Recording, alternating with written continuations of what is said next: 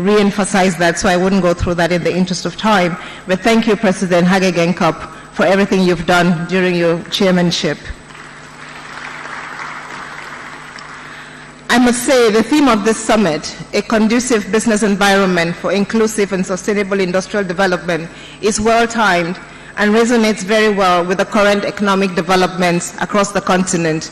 And therefore, I would like to congratulate the heads of states and government for adopting this. I would like to couch my speech on the 4 headings: the global context, the trade issues and industrialization, the state of the people of the SADC region, and the question of competitiveness. And the global context, I think we have all seen the trade wars that are happening across the world and are particularly impacting on our continent, not directly, but through monetary policy, because our competitiveness is weakening. We must ensure, therefore, that as the rest of the world slows, and as growth generally slows because of the trade wars and because of diminishing productivity in the developed world, which has been a source of growth for the continent, and as well in China. As we know, China used to grow much faster, at double-digit growth. Today, China is growing at 6 and 7%. It is not enough to power our continent. We therefore must look inside. We must ensure that as we move forward together on the continent. And I think it is for this reason that we celebrate the African Continental Free Trade Area Agreement, because it allows us as Africans to come back within, to look inside of us, to be able to find the sources of growth we need to ensure that our continent continues to be prosperous. We are 10 years away from the SDGs, and many of our countries will not meet the SDGs. The SDGs have one line: we must leave no one behind. And we are not there yet. I think, as my sister said, growth on the continent is slow. The SADC region promised 7% growth by 2020. It is less than 4%. I think only a few countries are making the 7% growth, including Tanzania, and we congratulate Tanzania for that. We need to do more, we need to do better, we need to do faster to ensure that our people stay out of poverty. The speedy ratification of the CFTA is a clear sign that our leadership and the leadership of SADC recognizes and realizes that industrialization, but more importantly, integration, is what is going to create jobs and generate prosperity for our people, in particular for our youth and for the women. Therefore, it is for this reason that we continue to emphasize and urge the rest of the countries that have not yet ratified the CFTA to join the community of the willing and ensure that we all get and move forward with this 1.2 billion market, which can create more jobs, create more prosperity for our people. The main purpose of the CFTA is really about that. It is about creating jobs. It is about ensuring that every young woman, young man, every child who grows up in the SADC region will realize their dreams of getting a job in the near future. Prosperity is within our reach. We know we can do it as an integrated community, and therefore, this is the reason why we work harder and stronger every day to ensure that this integration, which has begun with the CFTA, continues. We cannot do integration, we cannot benefit from the CFTA if we do not have the conditions that ensure that our economies are competitive. In that spirit, and again, my sister has spoken about the issue of climate change, and I'd like to stop here and take a few moments to recognize and sympathize with those who suffered from Cyclone Indai.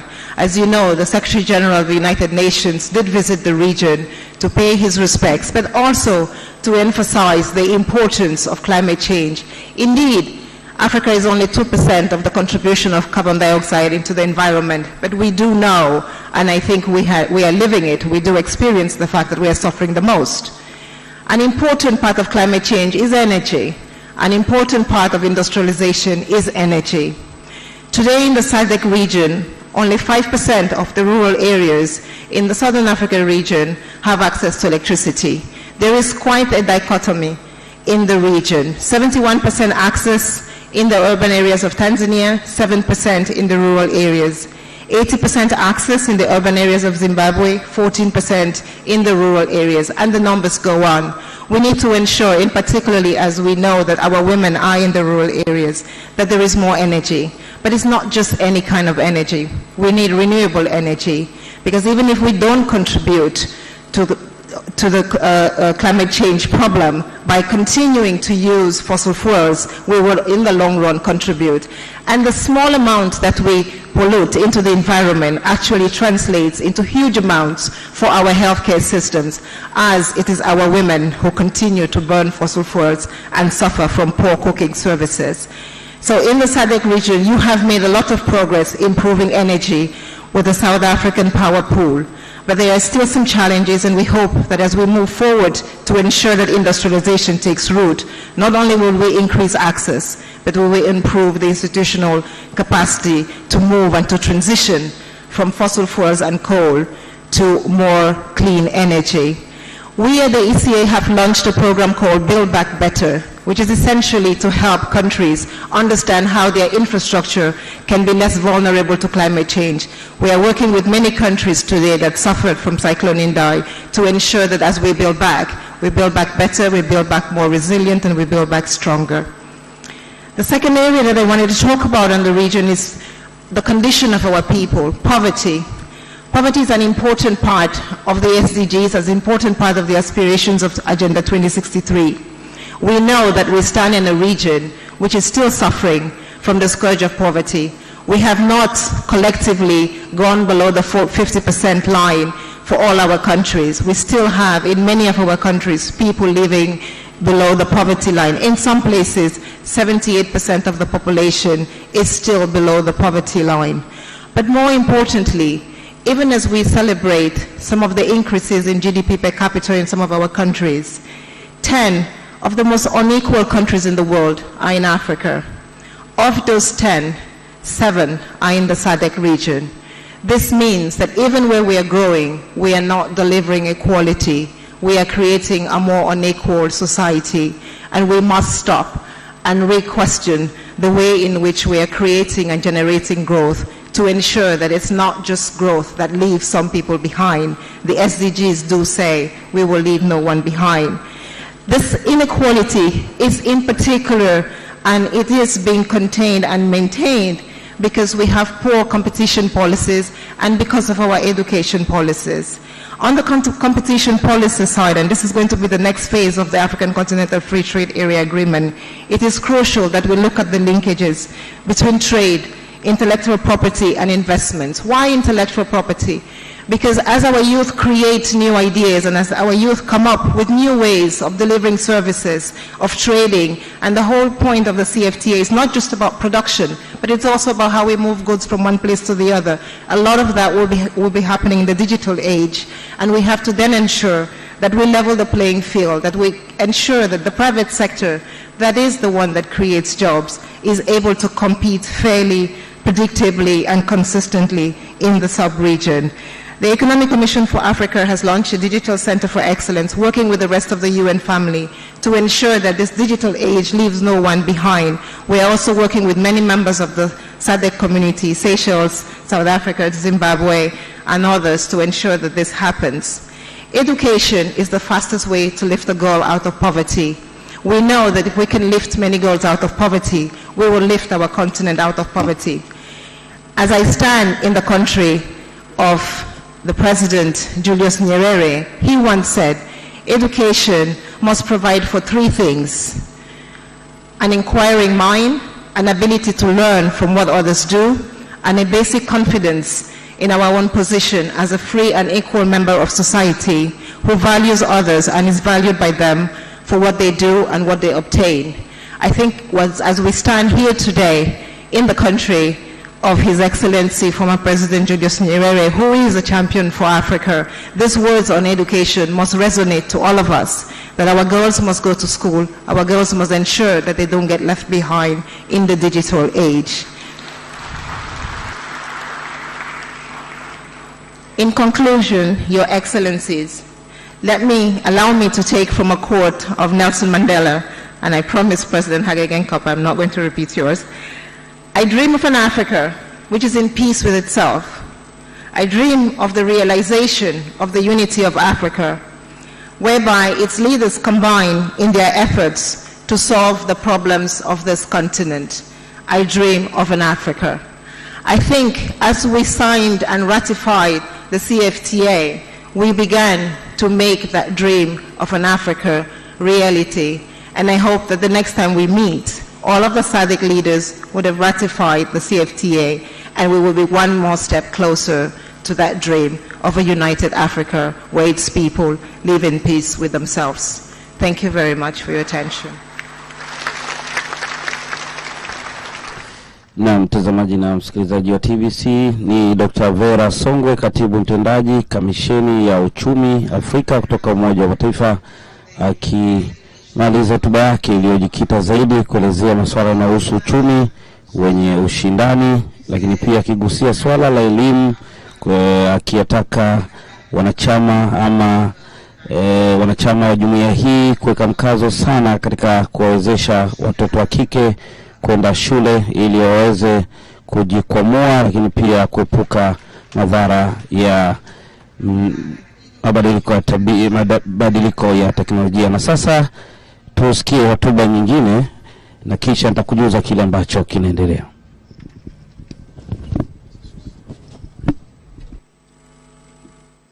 Your Excellency, President John Magufuli, our great host, Your Excellency, Dr. Hage Gengab, the Chairperson of SADC, Your Excellencies, Heads of State and Governments, Excellencies, former Heads of State, Excellencies, First Ladies, Excellencies, Prime Ministers, Honorable Ministers, Excellencies, Ambassadors, Heads of international agencies, and my very dear sister, Dr. Vera Songwe, the Executive Secretary of the Economic Commission for Africa, distinguished ladies and gentlemen. I commend you, President Hage Gengab of Namibia, on your remarkable work as chairperson of the SADC, and I thank you for your outstanding work. I also like to thank my dear sister, Dr. Task. She's doing an incredible job for you at SADC, and I think you should give her a big round of applause. Thank you for inviting me to this summit.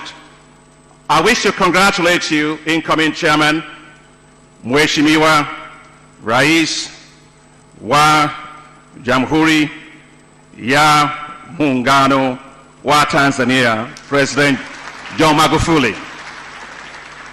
My dear brother and friend, as you will be assuming leadership as chairperson of SADC. And Mr. President, I just wanted you to know that we speak Swahili at the bank. That's why I said that.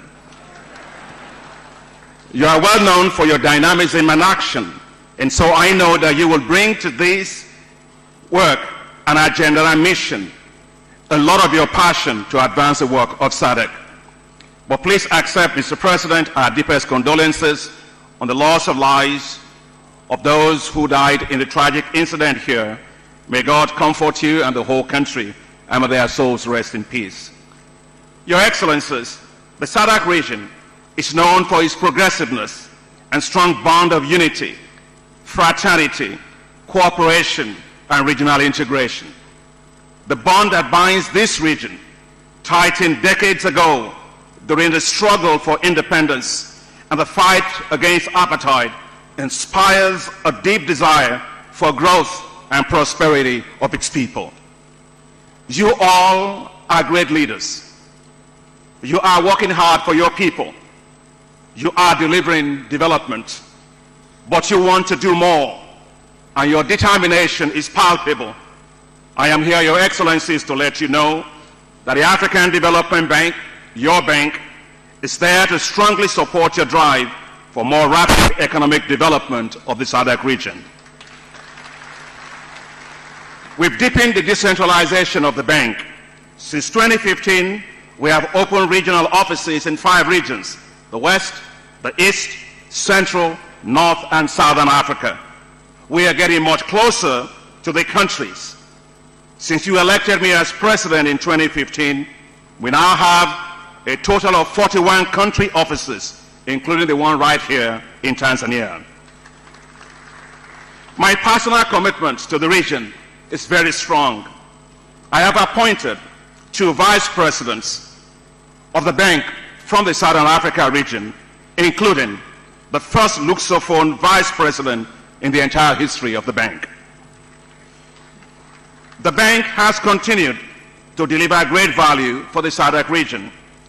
For Southern Africa region alone, the bank's current investment totals $13 billion US.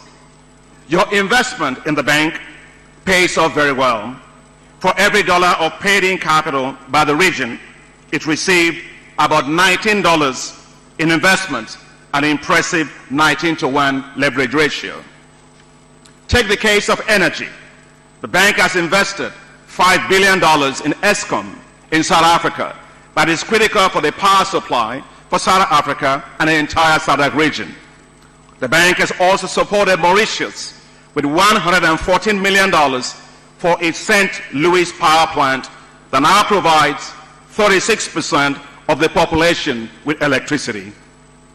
Unlocking the potential of Inga hydropower project in the Democratic Republic of Congo must be, and I emphasize must be, a top priority. With a potential of over 44,000 megawatts, this can power the entire region and beyond. That's why the African Development Bank is strongly supporting the realization of Inga 3. The bank provided $75 million to finance the feasibility studies, and my sister, Dr. Tax, was talking about the crucial importance of energy. We financed the feasibility studies for this 4,800 megawatt space that will provide electricity to the DRC, South Africa, and all of the SADC countries. We stand ready to help drive investments to make this a reality. Investments by the bank are also helping to turn the dream of the road linking Cape Town to Cairo a reality. I was delighted to be here last year to join President Magufuli here in Tanzania as he inaugurated the bank-financed 251-kilometer road, and we did this with JICA, the Japanese, linking Dodoma to Babati. Congratulations, Mr. President. We close a critical link, missing link, in the Trans-Africa Highway connecting Cape Town to Cairo through Lusaka, Dodoma, Arusha, and Nairobi. Small island states have been a priority of ours as well, and our support for Seychelles and Comoros has helped them to build critical infrastructure, including water and road networks. The bank financed with $300 million the expansion of the Walvis Bay port in Namibia to provide better port access for Namibia, Botswana, and Zimbabwe. I heartily congratulate you, President Hage Geingob, and your Minister of Finance, the Governor of the bank, for commissioning the expanded port just a few weeks ago. Thanks to this support from the bank, the port's capacity has now more than doubled from 300,000 to 750,000 20-foot equivalent unit. Congratulations, Mr. President. The bank is financing the construction of the Kazungula Bridge that will link Zambia and Botswana, as well as improve access to Malawi and the DRC. The bank's $500 million financing for the Nakala Corridor holds the key for much of regional integration in the SADC region. It will expand regional trade by 25%. It will reduce transport costs by 15 to 25%. To facilitate intra-regional trade, which Dr. Vera Songwe talked about, the bank has provided $300 million in trade finance and trade risk insurance to the Absa Bank and a Force-run bank in South Africa. These will facilitate a total of $2 billion worth of trade for 20 countries. The African Development Bank provided $25 million to support Eswatini Development Finance Corporation and $80 million for the Botswana Development Corporation, both to provide access to finance for small and medium-sized enterprises. And in Lesotho, our support is helping the country to modernize its tax revenue collection and administration to raise more resources for its development. Your Excellencies, agriculture offers huge opportunities for the SADC region, but it faces significant challenges from ravaging climatic risks, droughts, and devastating floods, as Dr. Tax mentioned. Recent cyclones massively affected the economies of Mozambique, Malawi, and Zimbabwe, while droughts have affected Namibia, Madagascar, Lesotho, South Africa, Malawi, and Botswana. The bank provided over $104 million in support to Mozambique, Malawi, and Zimbabwe to address the immediate humanitarian and reconstruction needs from the devastating floods. The bank financed the rapid deployment of water-efficient and drought-tolerant maize varieties for over 2.5 million farmers planted on a whopping 1.1 million hectares last year alone, mainly in the SADC countries. The bank also financed the payment of premiums for disaster risk insurance for Mozambique and for Madagascar. And last year, Your Excellencies, another menace is called the fall armyworm, threatening food security all across the SADC region. The African Development Bank immediately swung into action, and we financed the rapid dissemination of technologies to immediately tackle the fall armyworm, reaching 1.5 million farmers last year alone. To deepen private sector investments in Lusophone countries, including Mozambique and Angola, the bank launched the Lusophone Development Finance Compact to help leverage $5 billion in private investments in Lusophone countries, the first ever such in the history of the bank and also the first ever such in the history of the continent. To accelerate investments on the continent, the African Development Bank launched Africa Investment Forum last year, Africa's marketplace for investments. Under the chairmanship of our incredible and generous host, President Cyril Ramaphosa, the maiden event was a huge success. We mobilized collectively investment commitments worth $38.7 billion for infrastructure projects in Africa, all in less than 72 hours. And close to $9 billion of those were for projects in the Southern Africa region. Your Excellencies, the continued success of the SADC agenda depends on a strengthened SADC Secretariat. The African Development Bank is supporting the establishment of a $1.2 billion SADC Regional Development Fund to help mobilize domestic resources for regional infrastructure and industrialization. Just in May this year, the bank approved $2 million for the operationalization of this fund, including for project preparation, for agriculture, pharmaceuticals, and mining. I would like to urge member states of SADC to accelerate their ratification of the Regional Development Fund Agreement so this fund can start its incredibly important work. Your Excellencies, your support to the African Development Bank has been crucial in driving impressive development results for the continent. Since 2015, when the bank launched its Hi-Fi strategy, 16 million people have been connected to electricity. 70 million people were provided with access to improved agricultural technologies. 9 million people access finance from private companies. 55 million people were provided with access to improved transport. And 31 million people gain access to improved water and sanitation. The African Development Bank is your trusted partner. We share your vision. We believe in your drive. We are here to help you succeed and realize your ambitions. I wish to thank your Excellencies for your strong support for the general capital increase for the African Development Bank, your bank. Your unanimous and strong support for the general capital increase will help fast-track Africa's development. I see a brighter future for the SADC region. Regional railways that link the whole region. Regional value chains that will drive competitiveness. Special agro-industrial zones that will transform agriculture into a major business all across the region, creating millions of jobs. And regional power pools that will finally solve the energy challenge in the region. Cynics may say, this is ambitious. Of course, it is. Africa must not be under-ambitious. With your support, the African Development Bank and myself as its president stands fully committed to support SADC to achieve even greater development results in the coming years. Thank you very much, Your Excellencies. Merci beaucoup. Mucho obrigado. Asante sana.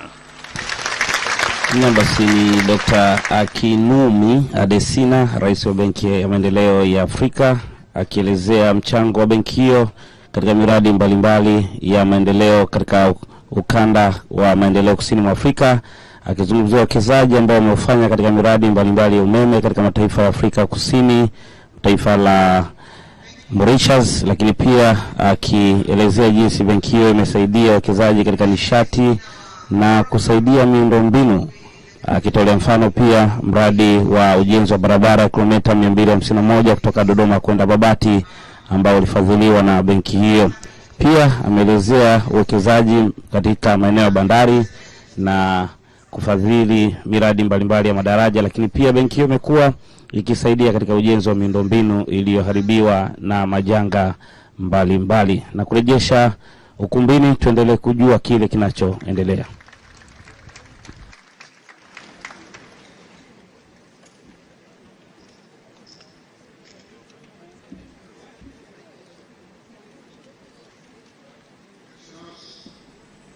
Monsieur le Président Gembo, Président de la République de Namibie et Président en exercice de la SADC. D'accord. Monsieur le Président Magufuli, Président de la République de Tanzanie. Excellences, Monsieur le chef d'État et de gouvernement.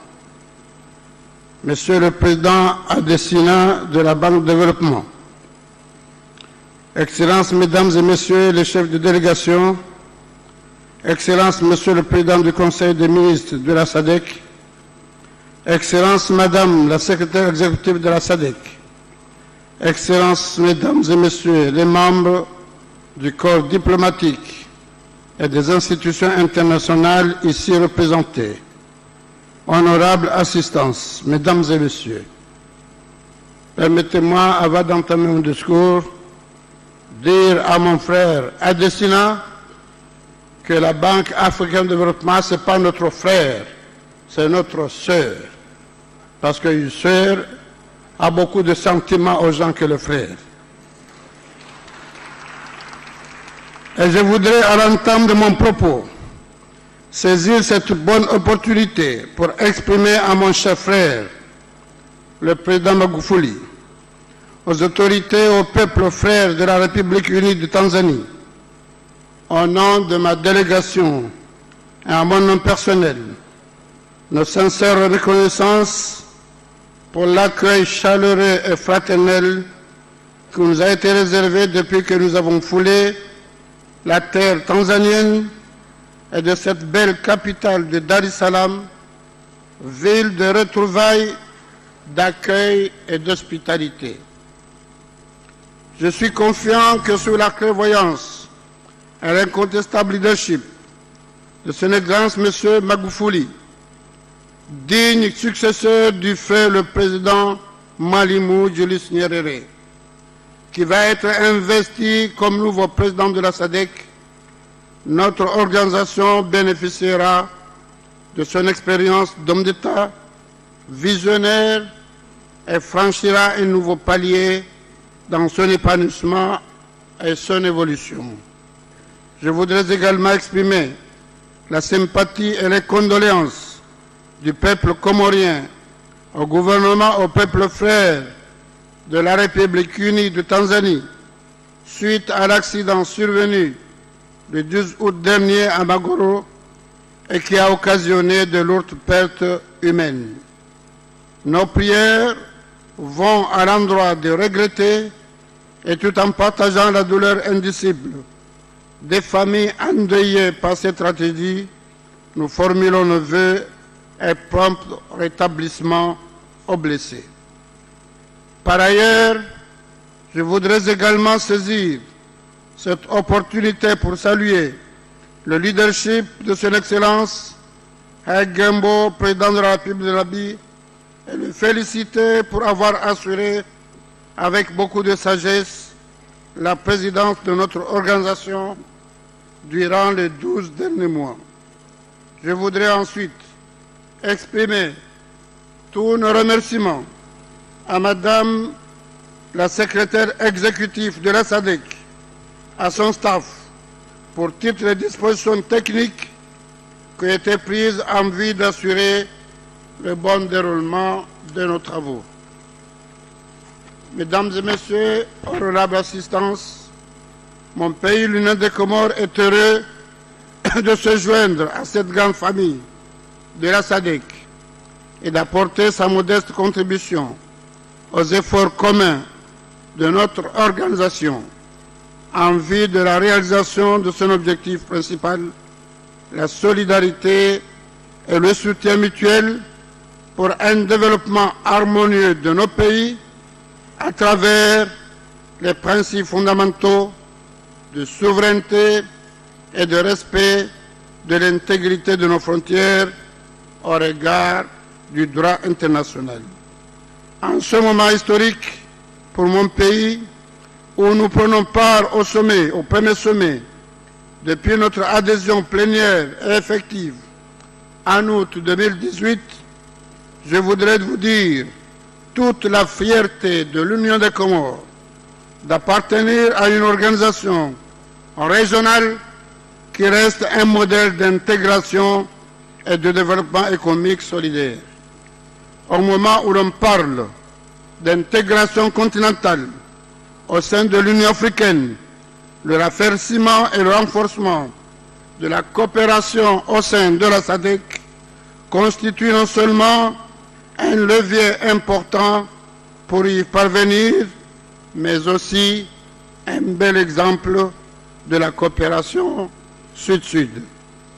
C'est par l'action commune et la mutualisation de nos efforts que les pays de la SADC pourront tirer le meilleur profit de ce grand chantier à l'échelle continentale.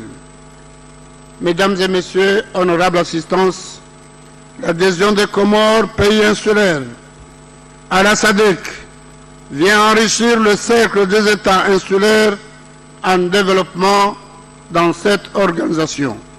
C'est un atout majeur qui doit être pris en compte dans les nouvelles orientations stratégiques et de développement de la SADC. Toutefois, notre statut particulier d'État vulnérable et fragile, plus confronté aux aléas climatiques et doté de ressources économiques limitées, mérite toute notre attention afin que nous puissions occuper pleinement notre place dans ce dynamisme ambitieux. Comme vous le savez, il a été dit ici, le Mozambique et les Comores ont été durement frappés par le cyclone Kenneth du 23 avril dernier, qui a dévasté ce pays et causé d'énormes dégâts matériels et des pertes humaines. Ils en subissent encore les conséquences. Pour le cas de mon pays, tous les secteurs ont été touchés, notamment l'énergie, l'agriculture, les infrastructures de base, le bâtiment et j'en passe. Mon gouvernement, avec ses moyens modestes, a alors décidé de consacrer la moitié du budget national de l'année 2019 à la reconstruction du pays et s'est beaucoup investi pour mobiliser la solidarité nationale et internationale. Honorable assistance, l'Union des Comores vient d'ouvrir une nouvelle page de son histoire. 44 ans après l'indépendance du pays, le peuple comorien aspire à de nouveaux changements, à une nouvelle dynamique de gouvernance politique capable d'inscrire les Comores parmi les pays émergents d'ici 2030. Cette ambition, nous l'inscrivons dans l'agenda 2063 de l'Union africaine et des objectifs de développement durable de l'Organisation des Nations Unies. Cette aspiration est le fruit d'assises nationales qui ont rassemblé sans exclusif les populations des 4 îles. En ma qualité de premier garant du droit du peuple comorien, j'ai entendu cette volonté unanime et fait mienne les recommandations qui en ont issu. J'ai ainsi lancé de grands chantiers d'évolution institutionnelle et de développement économique suite à un référendum constitutionnel qui a conduit vers des élections anticipées, à l'issue desquelles j'ai eu le grand honneur d'être réélu au mois de mars dernier. La confiance qui m'a été renouvelée par le peuple comorien constitue pour moi un encouragement à continuer sur la lancée pragmatique de l'émergence du pays. Et je voudrais ici renouveler mes remerciements les plus sincères aux pays de la SADC qui nous ont accompagnés et soutenus durant ce processus, en particulier au secrétaire exécutif pour avoir bien voulu prendre part à la cérémonie de mon investiture à la magistrature suprême de mon pays au mois de mai dernier. Cette présence réconfortante prouve si bien été l'engagement et la constance de notre organisation et de ses organes dans la promotion de la démocratie, de la paix et de la sécurité dans notre région. Qu'il me soit permis ici de féliciter mes frères chefs d'État et de gouvernement de la République de Madagascar, de la République d'Afrique du Sud, de la République démocratique du Congo et de la République d'Afrique du Sud pour la confiance que leurs peuples respectifs viennent de placer en eux suite à des processus démocratiques pour conduire aux destinées de leur pays. Mesdames et messieurs, la SADC constitue pour l'Union des Comores un espace stratégique de développement économique et pragmatique. C'est aussi un parfait modèle de défense de la sécurité, de la paix, de la démocratie en Afrique. Au nom du peuple comorien, je salue les différents programmes et stratégies sectorielles développées par la SADC, notamment ceux liés à l'économie bleue, à la santé, aux infrastructures, au développement économique, social et humain, à l'éradication de la pauvreté et au dialogue politique, mais aussi à la libre circulation des personnes et des biens dans notre espace. Mesdames et messieurs, permettez-moi de porter à la connaissance de cette auguste assemblée que je viens d'effectuer une visite officielle en République française à l'invitation du président Macron, qui a permis de relancer la coopération bilatérale entre nos deux pays. Lors de cette visite, le président français a également bien voulu accepter de parrainer et d'abriter à Paris une conférence de bailleurs de fonds au profit du développement des Comores d'ici la fin de cette année 2019. Les modalités pratiques de cette importante rencontre sont en cours de finalisation et dans la fin de ce mois, la SADC, ses États membres et les différents partenaires seront invités à y prendre part. Sans oublier mon frère, le président Adesina de la Banque de développement. Mon pays compte sur votre présence, votre investissement et votre solidarité. La présence de l'Union des Comores au sein de la SADC est un atout considérable. Sa possibilité d'appartenir à d'autres organisations internationales, notamment l'OIF, la Ligue des États arabes, l'Organisation de la coopération islamique, pourrait faire de lui le porte-parole de la SADC au sein de ses forces internationaux. Et à mon nom, mon pays reste disponible à jouer ce rôle avec engagement et investissement.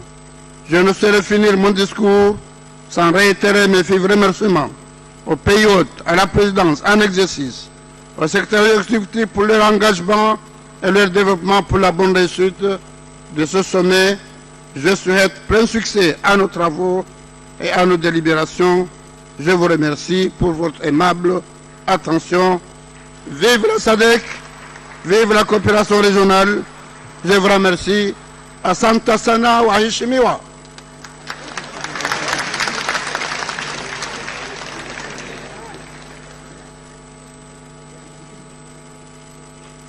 Thank you.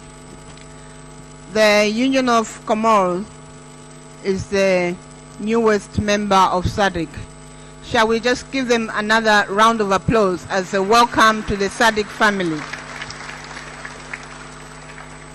Thank you. The next maiden speech will be from His Excellency Andry Nira Rajolina from the Republic of Madagascar. Na msikilizaji na mtazamaji, sasa ni zamu ya Rais wa Madagascar Andry Nirima Rajoelina kuweza kutoa hotuba hapa katika mkutano huu wa 39 wa wakuu wa nchi na serikali wa Jumuiya ya Maendeleo Kusini mwa Afrika.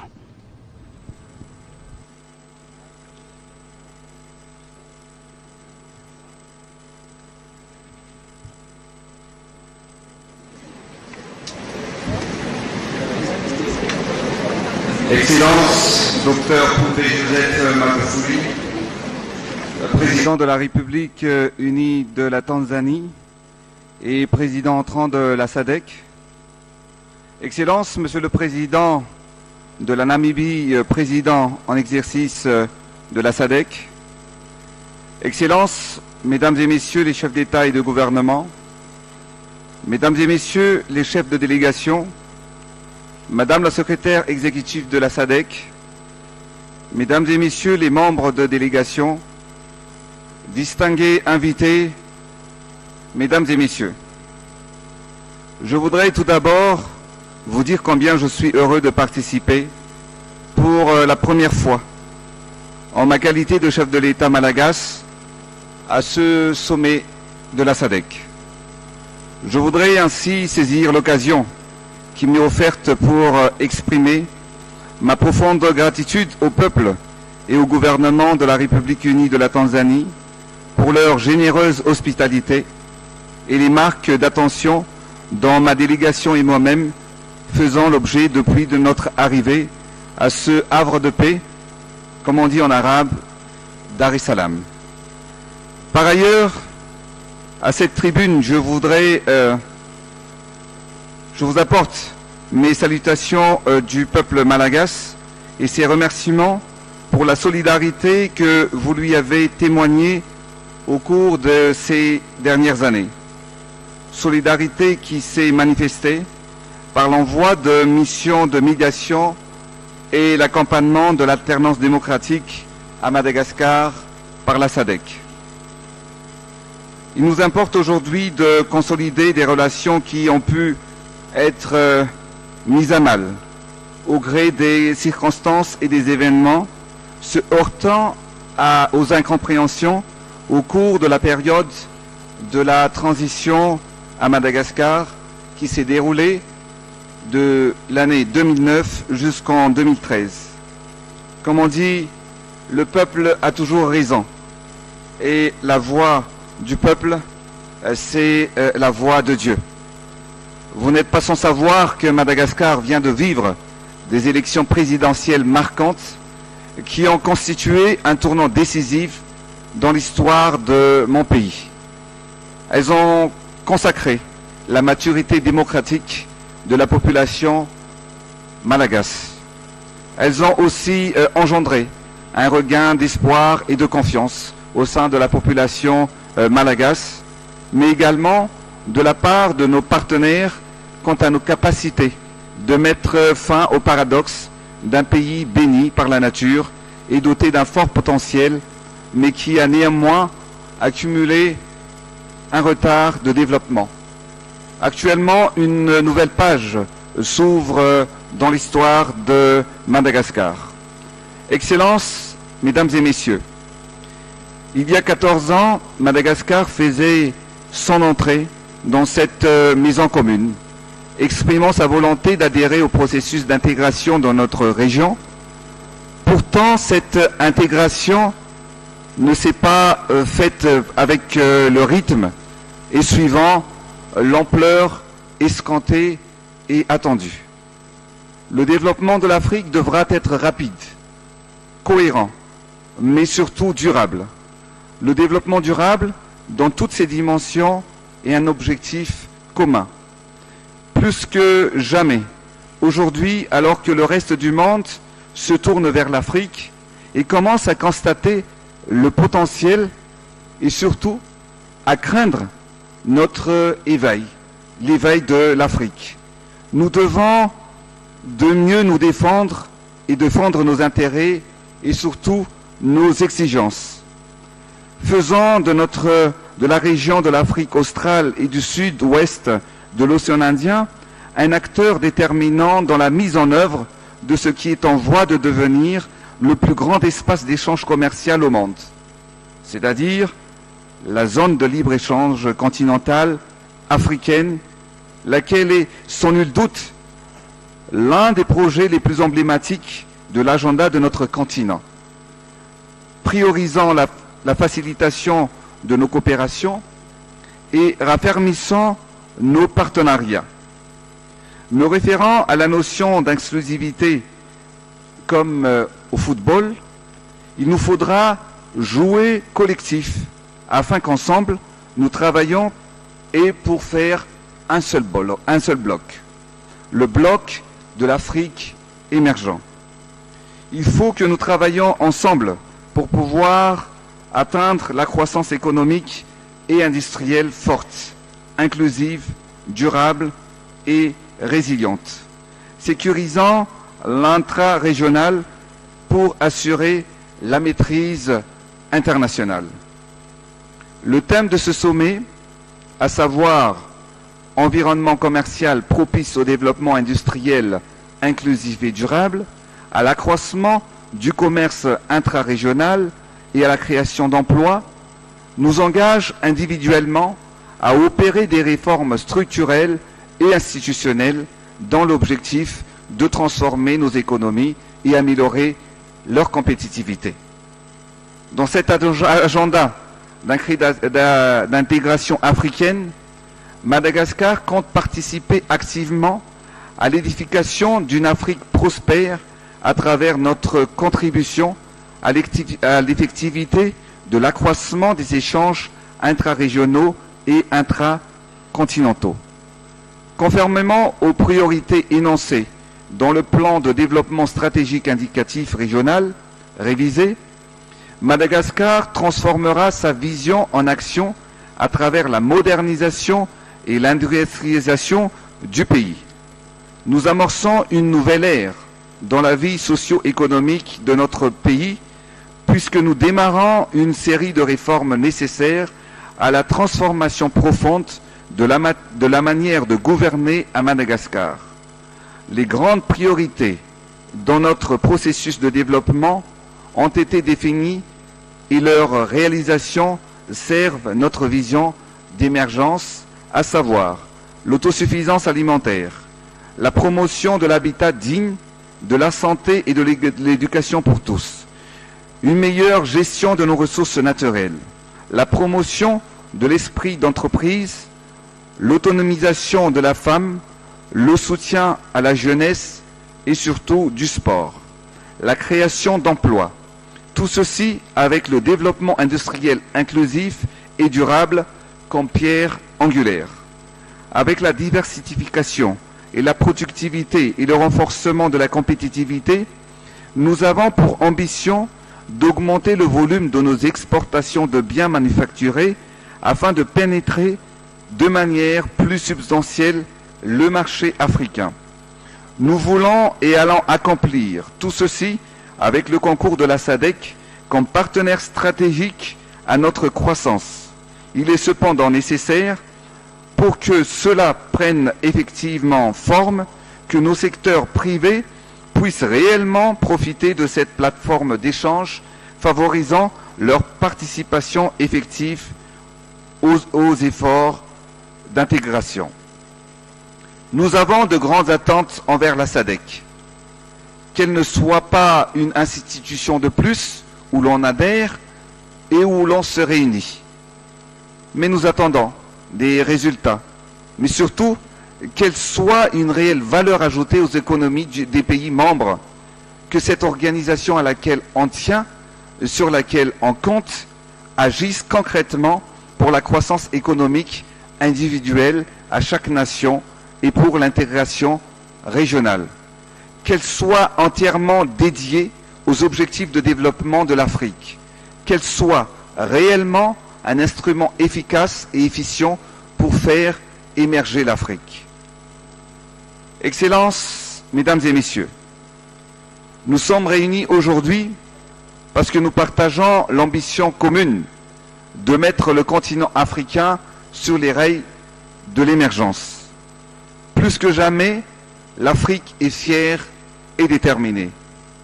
Mes chers frères et sœurs africains, leaders et présidents respectés, je suis probablement le plus jeune chef d'État parmi nous, mais le patriotisme et l'envie d'agir n'attendent pas le nombre des années. Vous voyez ici le visage et vous entendez la voix du patriotisme et de la fierté africaine. Je parle au nom de tout un peuple, de toute une génération, de la grande famille d'Afrique, en déclarant à nouveau que l'essor africain ne se limite pas à un débat, mais doit se traduire en actions concrètes, mesurables et quantifiables. Madagascar se lève, l'Afrique s'impose. Béni soit la terre de nos ancêtres. Je vous remercie de votre attention.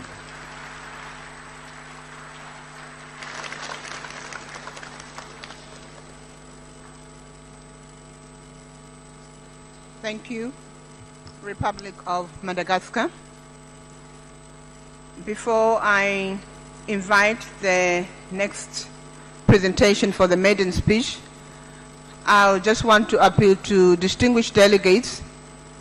There is a mic that is still on, which is interfering with the translation.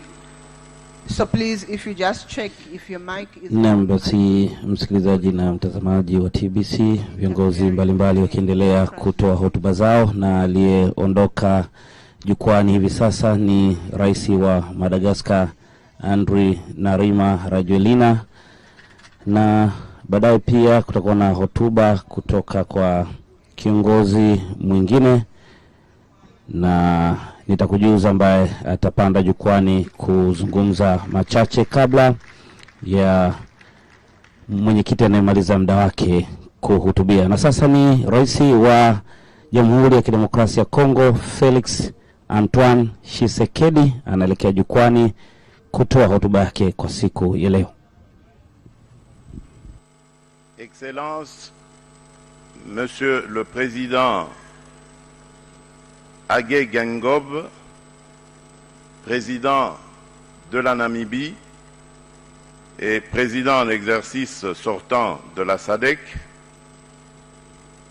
Excellence, Monsieur le Président John Pombe Magufuli, président de la République unie de Tanzanie et président en exercice entrant de la SADC, Excellences, Messieurs les chefs d'État et de gouvernement, distinguées Premières Dames, Madame la secrétaire exécutive de la Communauté de développement de l'Afrique australe, distingués invités à vos titres et qualités respectifs, Mesdames, Messieurs, c'est pour moi un honneur d'être ici à Dar es Salaam, à ce 39e sommet de notre organisation sous-régionale. Je voudrais d'abord présenter ma gratitude au gouvernement et au peuple frère de la République unie de Tanzanie pour l'accueil combien chaleureux et fraternel qui a été réservé à toute ma délégation ainsi qu'à moi-même depuis notre arrivée sur cette terre de Mwalimu Julius Nyerere, ce beau pays qui va de Tanganyika à Zanzibar, Jamhuri wa Muungano wa Tanzania. J'aimerais aussi particulièrement féliciter le président tanzanien, John Pombe Magufuli, qui va être élu président en exercice de la SADC.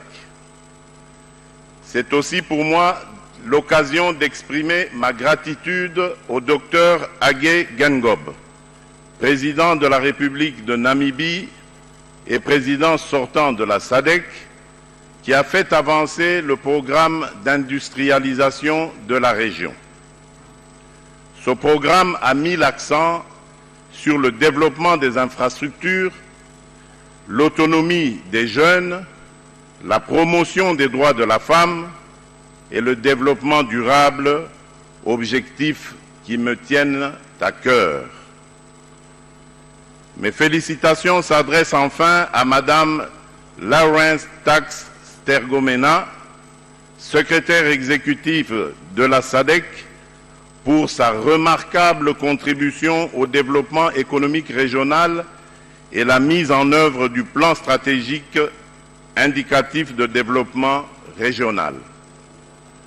Enfin, je remercie vivement tous les pays membres de la SADC pour leur accompagnement manifeste durant les moments les plus critiques, ce qui a permis d'éviter l'implosion de la République démocratique du Congo et de favoriser l'alternance politique, démocratique et historique vécue récemment après les élections de décembre 2018.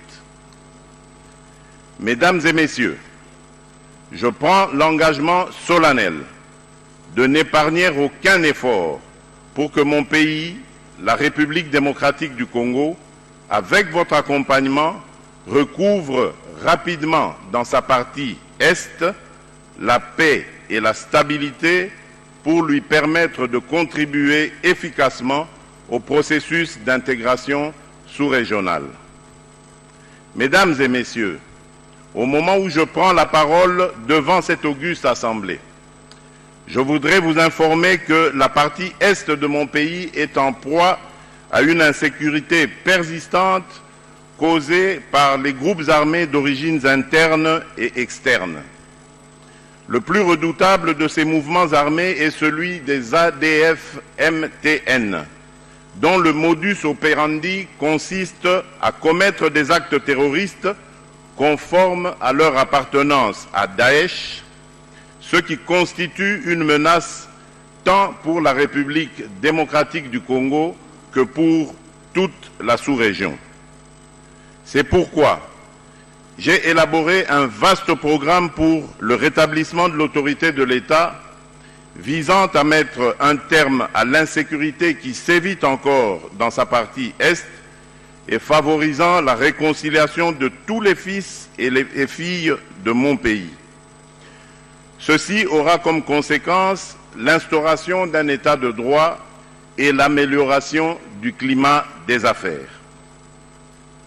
Mesdames et messieurs, je voudrais ici solliciter un peu, en vertu de la charte de notre organisation, votre solidarité envers mon pays et son peuple pour qu'à l'issue de cette session, nous puissions, à l'instar de la brigade spéciale qui opère sous le commandement de la MONUSCO et qui avait mis en déroute le mouvement de M23, prendre la ferme résolution de renforcer les forces armées de la République démocratique du Congo afin d'en finir définitivement avec tous ces mouvements qui sèment la mort et la désolation au sein de nos populations.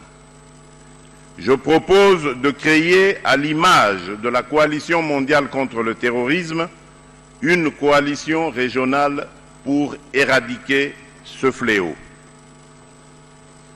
Mesdames et messieurs, au-delà de ces préoccupations sécuritaires, mon pays est également confronté à la maladie à virus Ebola qui sévit dans la même région.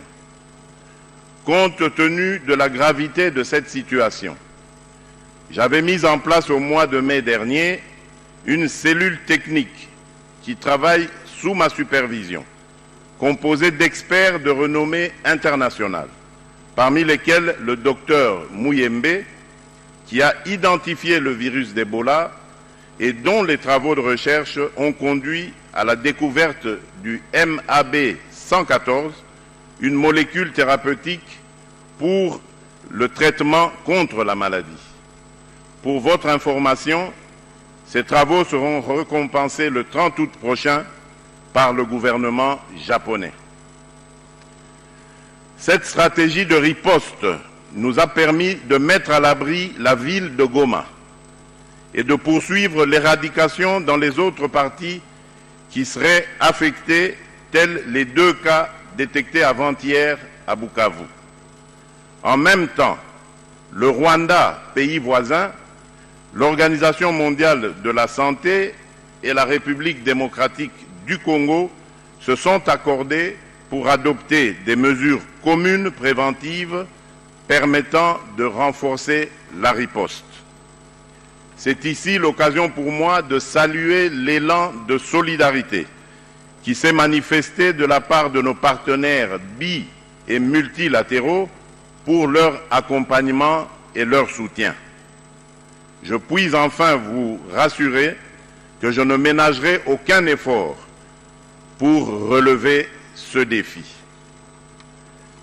Mesdames et messieurs, pour revenir au thème de la présente session, à savoir un environnement commercial propice au développement industriel inclusif et durable, à l'accroissement du commerce intracommunautaire et à la création d'emplois, laissez-moi vous dire que ce thème me conforte d'autant plus que mon pays, la République démocratique du Congo, qui partage ses frontières avec 9 autres pays, possède des atouts innombrables. Qu'il s'agisse de sa population, sa superficie, son écosystème, son sol et son sous-sol, son potentiel hydroélectrique et minier, la République démocratique du Congo demeure un maillon important dans le développement de la sous-région. Je m'engage à poursuivre l'intégration régionale et la politique de proximité avec tous les pays de la SADC. Dans ce contexte que je m'emploie à faire de l'intégration nationale,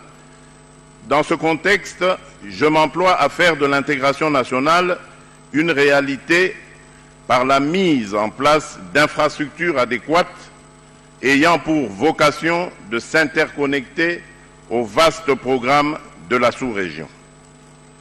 Mon vœu est de voir très rapidement toutes les populations de notre sous-région circuler librement de l'océan Indien à l'océan Atlantique, de Dar es Salaam à Lobito, de Mombasa à Banana, de Aru à Durban.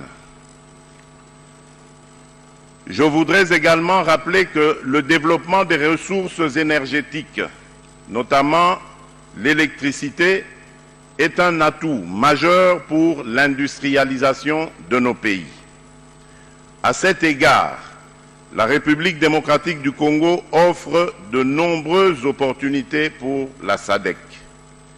Bien exploité, le potentiel de la République démocratique du Congo pourrait satisfaire aux besoins de l'ensemble de la sous-région et au-delà de l'Afrique tout entière.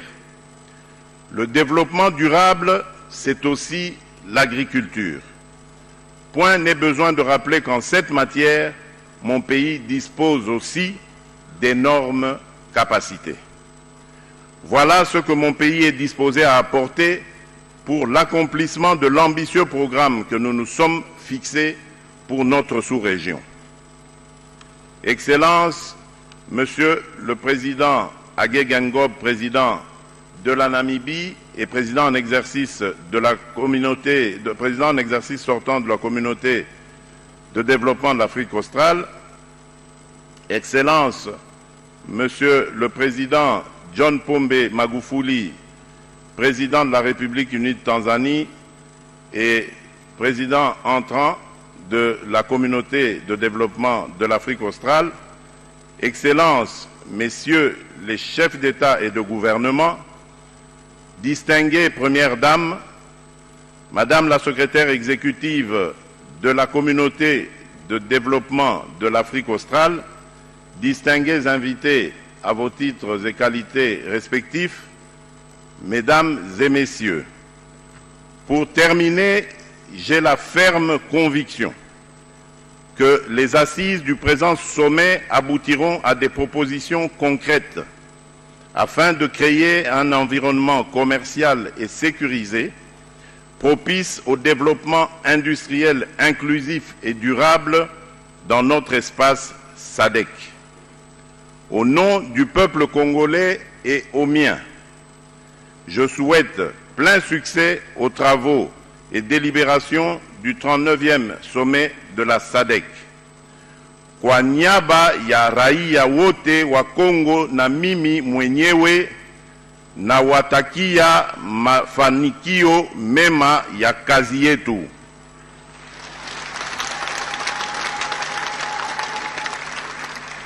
Félicitons-nous de l'adoption du Swahili comme 4e langue de travail. Que Dieu bénisse notre communauté. Je vous remercie. Asanteni.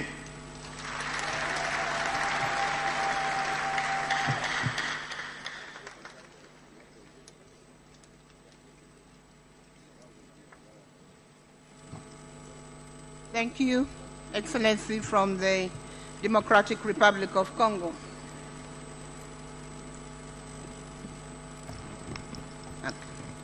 Thank you. Rais Felix Antoine Tshisekedi wa Kongo ambaye amemaliza kuzungumza hapa na akiwekea mkazo katika masuala kadha ikiwemo umuhimu wa usalama na biashara kwa nchi hiyo, lakini pia akipongeza Tanzania katika mchango wake katika kuimarisha amani katika nchi hiyo, hususan mashariki mwa Kongo ambako kumekuwa na mizozo ya mara kwa mara.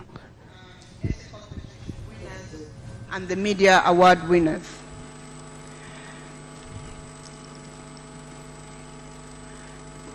The chairperson of SADC, His Excellency Dr. Hage Geingob, will present the awards. May the award winners come front quickly, and I will be calling them one by one. Thank you.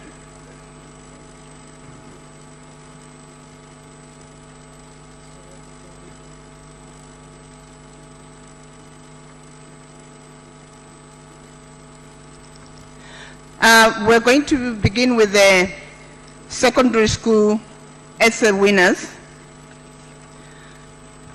A total of 36 entries were received from 12 SADC member states, and the topic for the essay was in line with the theme for the 38th SADC Summit, and the topic was, how can youth-focused programs contribute? Na zoezi linalotaka kufanyika hapa, msikilizaji na mtazamaji wa TBC, ni utoaji wa zawadi kwa washindi wa kuandika insha kwa sekondari, zoezi ambalo liliendeshwa na Secretariat ya SADC, lakini pia utoaji wa zawadi kwa washindi wa upande wa waandishi wa habari. Regional winners. So what we do in the member states where the summit is taking place, the national winners are also called to be recognized. So from the national winners, United Republic of Tanzania, the first winner was Cynthia Masuka. Cynthia Masuka, work faster girl.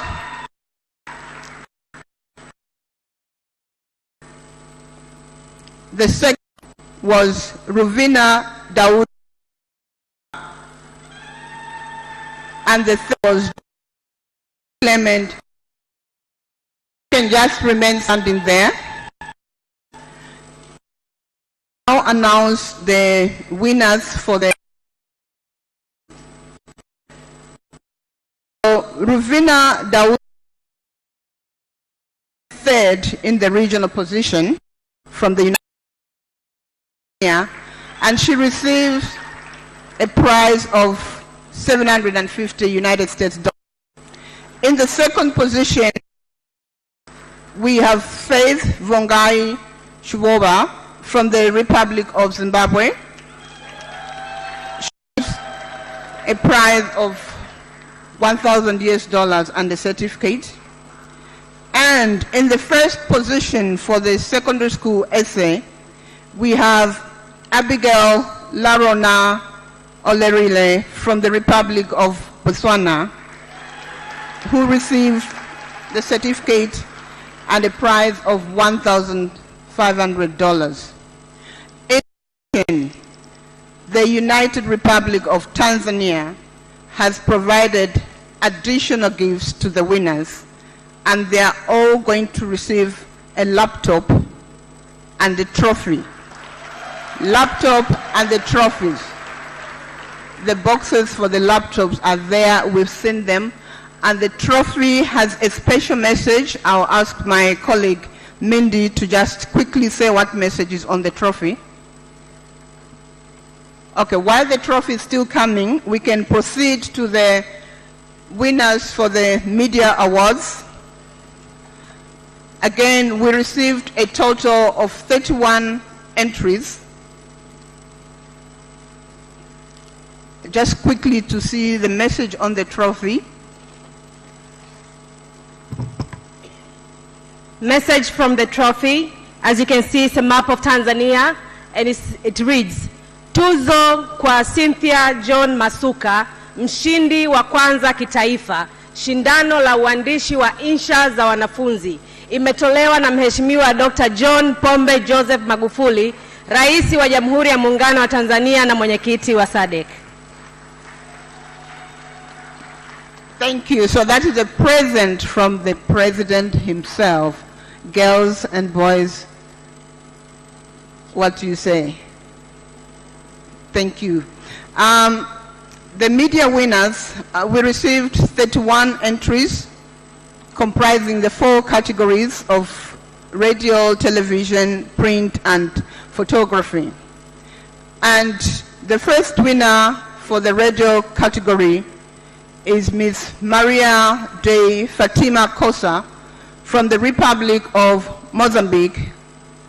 Maria will walk away with a certificate signed by the chairperson of SADC and a prize of $2,500. The second winner does not come to receive their prize to Summit, but they'll get their prize in the country. But I'll mention the second winner is from Zimbabwe, Mr. Butler Nepure. He will receive $1,000. The first winner for the television category, who is here to receive the prize, is Malike Munela from the Republic of Malawi. Marike gets a certificate and $2,500. The second winner for television category doesn't come to Summit, but they'll receive their prize in their country. That's Miss Maria Sasha Swedenman from the Republic of South Africa.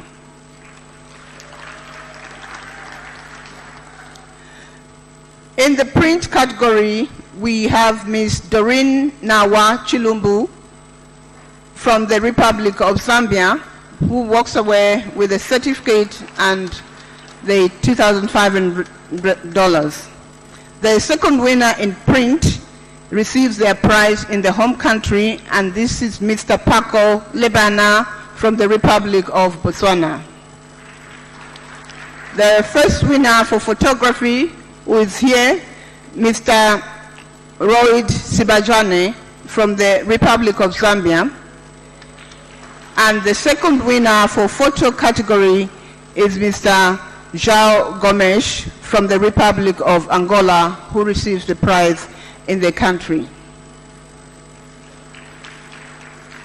We'll allow just a minute for the winners to have a moment of a photo with the chairperson and the executive secretary. Thank you. I'll allow the winners to take their seats, and also the chairperson and the executive secretary to take their seats. Ni washindi wa tuzo za uandishi wa insha kwa wanafunzi wa shule za sekondari lakini pia washindi wa tuzo za vyombo vya habari kwa upande wa redio, television na magazeti, pia wapiga picha za habari ambao wamekabidhiwa vyeti na vocha ambazo zitakuwa na malipo kwa ajili ya ushindi huo. Tuendelee kusikia kinachoendelea hapa, mtazamaji na msikilizaji wa TBC. We received 27 entries for the SADC outreach songs, and the winner for the song is in our house to perform in front of us so that we appreciate that song. As you know, music is a very powerful tool of communicating, and we're saying, let's expand the way we try and communicate. So the song has a special message, communicating SADC. The winner is a hip-hop pioneer by the name of Chisenga from the Republic of Zambia. Chisenga, come and perform.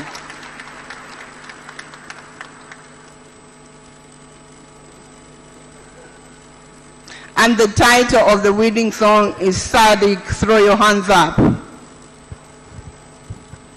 1 2 1 2. In Zambia we say 1 2 1 2. The cue, please. Natotera, which means thank you. IT, please. I love the food in Tanzania, and that is the saddest part about leaving here.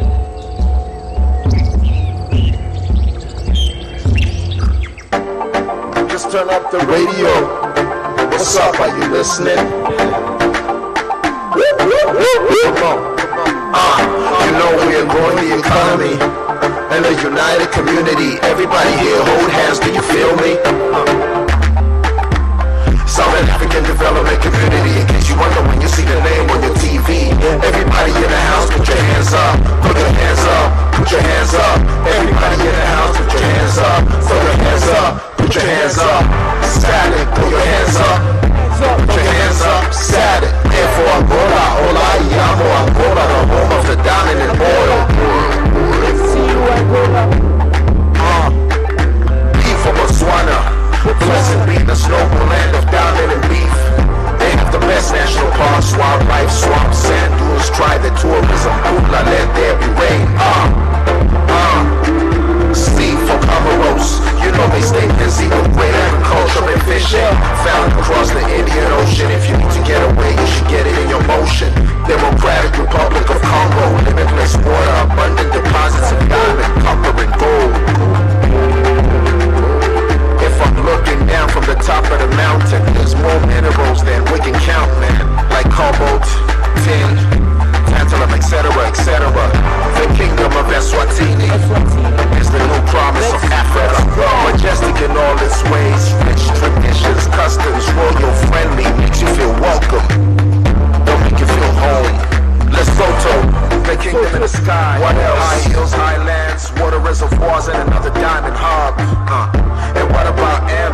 Madagascar, spreading vanilla scents to the world. The island with graphite, chromite, bauxite. God blessed us with minerals we can't even pronounce. Malawi, I want to visit the warm heart of Africa. Landlocked with beautiful people with good tasty fish called chambo. I want to escape there, they make me feel home. You know we are growing the economy and a united community. Everybody here hold hands, do you feel me? Southern African Development Community. In case you wonder when you see the name on your TV, everybody in the house, put your hands up. Throw your hands up. Put your hands up. Everybody in the house, put your hands up. Throw your hands up. Put your hands up. SADC, throw your hands up. Put your hands up. SADC. Let's not forget about Mauritius. The name is synonymous to tourism like no other. Hello to Dodo, I want it on my t-shirt. Boasting to some of the world's unique and endangered species. Mozambique, Aluta, Continua. Great coastline with rich fish and grounds and fresh seafood. Producers of gas, electricity, water, and coal. Coal. Namibia, the land of the brave, the home of diamond, copper, and gold. The greatest sites with the highest dunes and widest shores the world has ever seen. Have you ever been to Seychelles? As pure as it gets. 8 most beautiful islands and alluring with attractions of some real rock.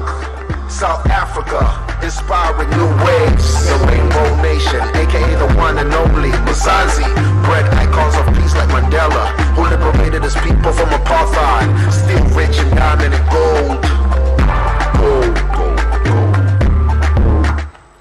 The United Republic of Tanzania, diamond and tanzanite mining and touring, taking them higher and higher. Zanzibar is just another place I admire. I'll go there to fulfill my desire. Kilimanjaro, give it a shot, let's climb up. Zambia, the real Africa, where people are warm and they friendly. They show love and they do it immensely. One Zambia, one nation, Chipolo Polo, the home of the copper belt. Platinum and cotton are bread and butter. Animal reserves, game in abundance. The tourists came and they loved it. Zimbabwe coming up with diamond and gold rocks. Beautiful natural wonders of the Victoria Falls. Mosul-Tunya, the smoke that thunders. A shared heritage with Zambia, a great symbol of oneness. Spectacular waterfalls the world has ever seen. A stunning destination with amazing attractions. Stunning destinations with amazing attractions. The Southern African Development Coordinating Conference was established on 1st April 1980 in Lusaka, Zambia, and was transformed into the Southern African Development Community on 17 August 1992 in Windhoek, Namibia, to promote development, integration, peace and security, and social-economic growth. One region, 16 nations working towards a common future. We are growing the economy and a united community. Everybody here, hold hands, do you feel me? Yeah, hold hands. Southern African Development Community. In case you wonder when you see the name on your TV, everybody in the house, put your hands up. Throw your hands up. Put your hands up. Everybody in the house, put your hands up. Throw your hands up. Put your hands up. Hands up for SADC. Throw your hands up. Hands up for put Africa. Your hands up. SADC. SADC.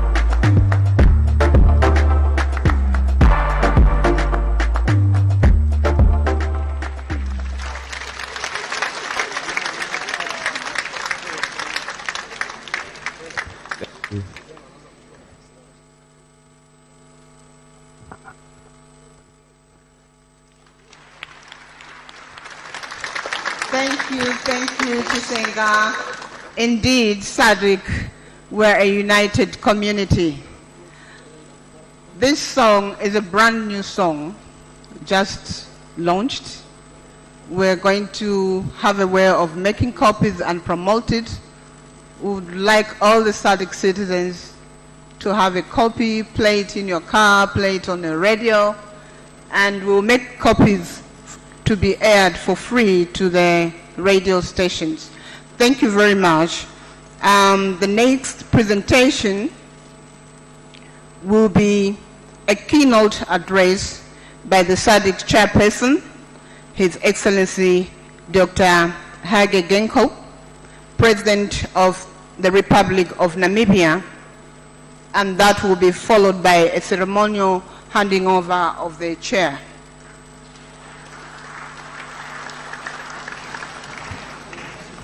Habari za SADC.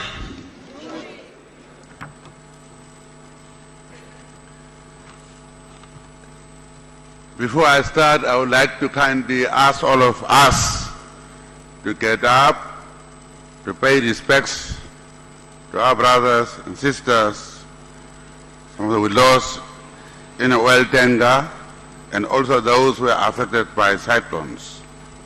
Minute of silence, please.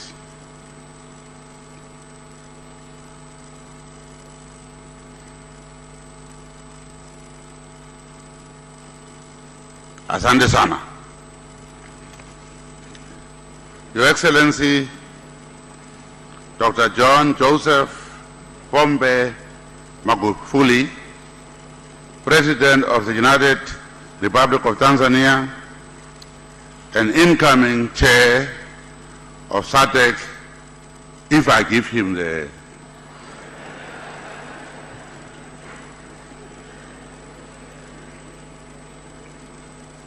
Excellencies, Heads of State and Government,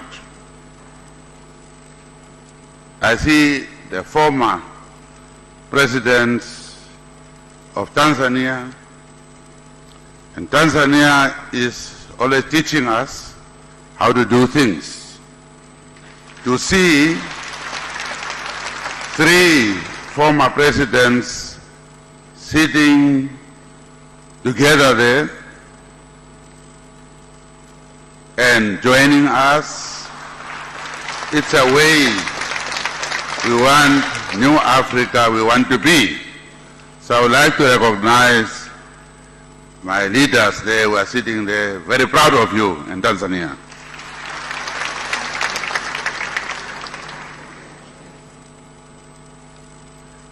Excellency Executive Secretary of SADC,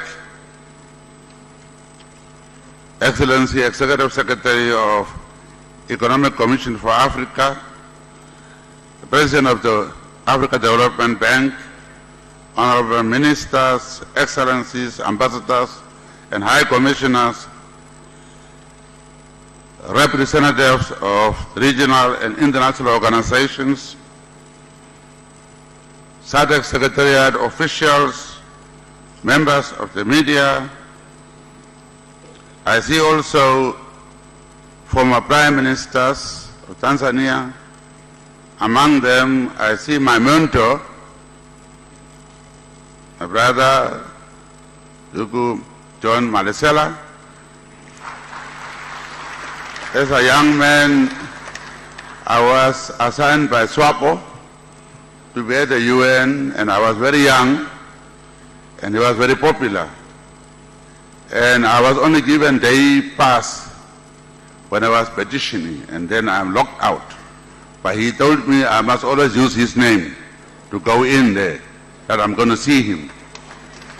And he was very popular. He would be surrounded by the Western big powers who never recognized us that time. And then he would stand up and approach me and, receive me and take me to them. Say, do you know the distinguished representative of SWAPO? SWAPO that time. And they were forced to shake hands with me. So I would like to really thank you for mentoring me. One day, first time freedom fighter had to address the Security Council. I worked on the speech, took it to Zambian embassy, and we put it in the IBM, those times, very important, IBM typewriter, IBM typewriter. Then I had to take it to him for accuracy, to my brother. And in the car, going to UN, where he was helping me, and said, yes, it's okay. So thank you very much. I'm glad to see you still there.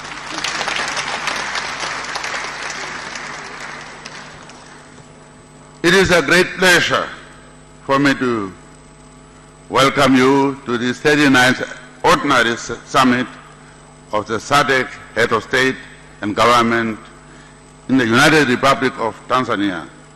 Let me express my gratitude to my counterpart, His Excellency President John Joseph Pombe Magufuli, and the people of the United Republic of Tanzania for the warm reception and hospitality accorded to all of us since our arrival. We are gathered here in this historic city of Dar es Salaam, which was not only home, but actual sanctuary to many of us who sought to escape the brutality of the apartheid colonialism. The teachings of Mwalimu Julius Nyerere continue to inspire us. He not only believed in the inalienable right of every African person, but together with the heroic people of United Republic of Tanzania, he walked the talk. Mwalimu, together with the founders of SADC, had a clear vision that only the full realization of the right to self-determination would pave the way for effective regional integration.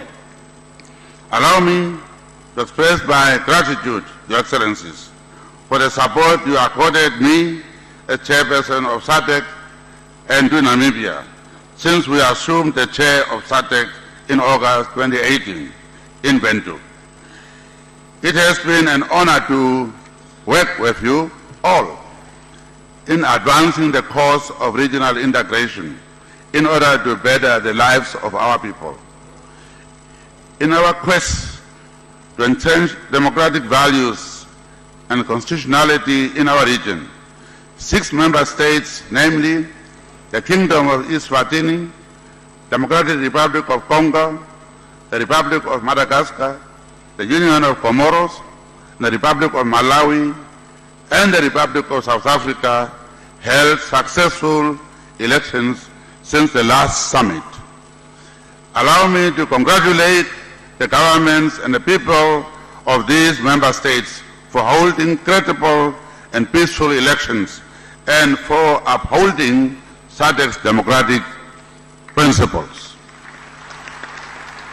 For the first time since independence, we have witnessed a peaceful transfer of power in the DRC, making a new era for socio-economic prosperity, peace, and political stability for the country.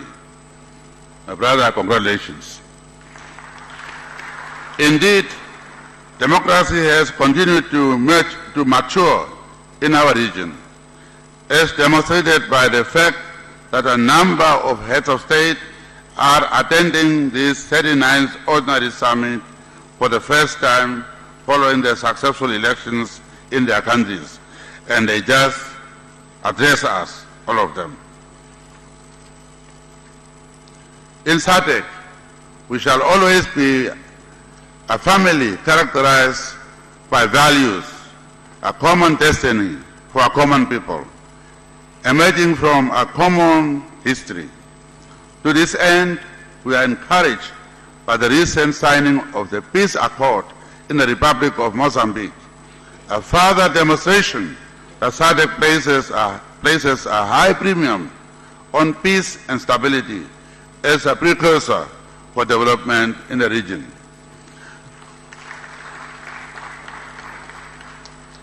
I congratulate my brother, Nusi. He invited me. In fact, he ordered me to be there to witness the signing, and I was there, and I was very proud to see that. So congratulations. Your Excellencies, distinguished ladies and gentlemen, the year 2018-2019 marked the 4th year of the implementation of the SADC revised Regional Indicative Strategic Plan 2015-2020, since its adoption by the SADC Extraordinary Summit of Heads of State and Government in April 2015. Although the year was marked by challenges resulting from global uncertainties of the commodity markets, trade tensions, food insecurity, and natural calamities, our region recorded some significant achievements towards the attainment of regional commitments. Climate change is real in our region.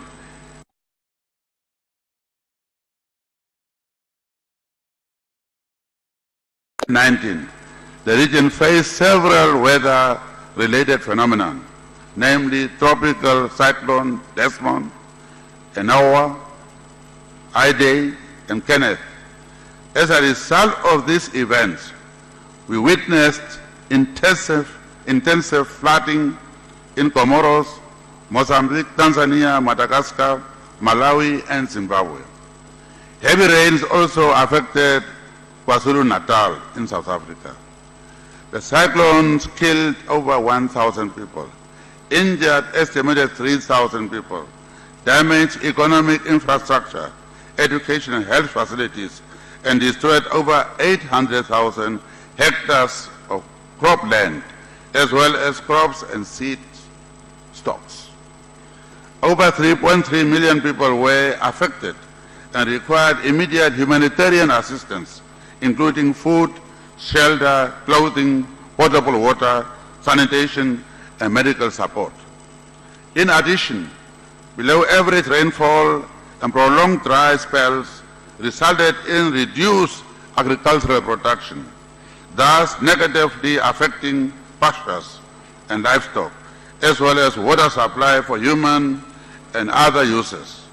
Member states affected by severe drought conditions include Angola, Botswana, Lesotho, Namibia, and Zimbabwe. In the meantime, Botswana, Lesotho, and Namibia have declared state of emergency and have started implementing response plans. In response to these national disasters, the following measures were undertaken. 1.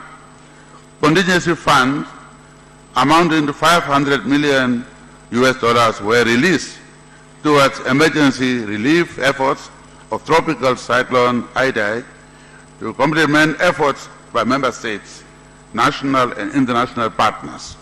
2. A regional floods appeal was launched in response to tropical cyclone Idai, which sought $323 million to support victims with immediate needs and resilience building actions. 3. Post-disaster needs assessment was conducted in Mozambique, Malawi, and Zimbabwe for reconstruction and rebuilding following the tropical cyclone Idai. I wish to express sincere appreciation to SADC member states for their prompt, effective, and generous response in providing humanitarian assistance to the affected countries. Disaster risk reduction should be a regional priority, as it is clear that the natural disasters can have a significant negative impact on our economies and our people. This therefore calls for deliberate measures to address the impacts of climate change, while also mainstreaming the disaster risk reduction at both the regional and national levels. Disaster risk reduction strategies contribute to the decrease of disaster risk and the negative impacts of disasters in order to attain sustainable development and eradicate poverty. The following are some of the measures which are to be considered as part of the mitigation of the impacts of climate change and risk reduction. 1. Pursuing sustainable development by, amongst, reducing deforesting and encouraging reforestation to reduce greenhouse gases that contribute to climate change. 2. Drawing lessons from the previous disasters to strengthen the regional preparedness and response mechanisms and early warning. 3. Putting in place measures to ensure timely response and provision of humanitarian assistance and restoration of livelihoods to the affected communities. 4. Raising awareness in the region on how to mitigate the effects of climate change. Ladies and gentlemen, the region boasts an active young population where 2/3 of its citizens are below the age of 35 years, thereby presenting opportunities for the fortunes of the region to be drastically transformed into greater economic growth and prosperity. Hence, 38 SADC's theme on promoting infrastructure development and youth empowerment for sustainable development was the focus of a number of programs and activities across all sectors in 2018-2019, with emphasis on youth engagement. The theme also gave impetus for the full implementation of the SADC Declaration on Youth Development and Empowerment adopted by heads of state and government in August 2015. Some of the key initiatives implemented are the following. 1. Participation of youth in various forums, dialogues, including water, energy, ICT, transport, and employment sectors. 2. A youth coordination structure was established for water, energy, and food security, Nexus Infrastructure Project. 3. a SADC framework for monitoring, evaluation, and reporting on the youth programs, among others, at the national levels, was established to facilitate evidence-based youth policy development and implementation. 4, a conceptual framework for the implementation of SADC regional program on youth innovation and entrepreneurship aimed at ensuring sustainability of the 38th summit theme was also developed. 5, the high-level roundtable was conducted with a theme, quote unquote, upscaling sustainable energy for the industrialization agenda and youth empowerment for SADC region. Your Excellencies, ladies and gentlemen, while youth actively contribute as political actors, innovators, entrepreneurs, and peace builders, they continue to face disproportionate social, economic, and political barriers, which prevent them from unleashing their full potential and meaningfully contributing to sustainable development. Unemployment, underemployment, lack of skills, and access to capital result in youth experiencing social and political challenges, such as conscription into armed rebellions and exposure to drug use and risky behavior. Additionally, our youth continue to migrate within the continent as well as abroad in search of greener pastures, making them vulnerable to exploitation, extreme abuse, and mistreatment, among other things. The full realization of SADC vision and mission are hinged on deliberate and coordinated efforts to accelerate social development that prioritizes youth development and empowerment. We need to continue enhancing youth participation in policy formulation and to develop programs in areas that affect the lives of young people in the SADC region. Your Excellencies, as we are all aware, the main objective of SADC is to promote sustainable and equitable socio-economic growth and development to ensure poverty eradication and enhancing the standard and quality of life for the people of Southern Africa by supporting socially disadvantaged through regional integration.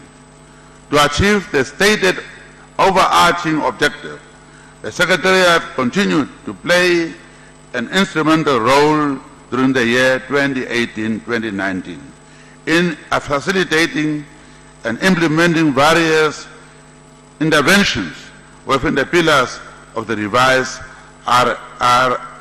RISDB. Industrialization remained at the core of the integration agenda of SADC and central to the diversification of regional economic growth. Some of the achievements recorded include the development of the draft protocol on industry and a draft regional mining vision and action plan. We have also set the tone in the area of value chains, particularly in mineral beneficiation, pharmaceuticals, and agro-processing. The much needed profiling in these areas has been completed. We now need to focus on mobilizing the private sector while we continue putting in place the needed supportive infrastructure as well as enhancing conducive business environment. Such initiatives are critical in the implementation of value chains and fostering our industrialization objectives. Opportunities in value addition and beneficiation in the region are immense and can be positively exploited through a regional approach taking into account the resource endowments, comparative advantage, productive capacities, and requisite skills of member states. Member states are expected to align their value addition, beneficiation, and industrialization strategies in line with the aspirations of the regional industrial framework. Hence, the development of the regional value chain concept needs to be domesticated in order to promote the implementation of the SADC industrialization strategy.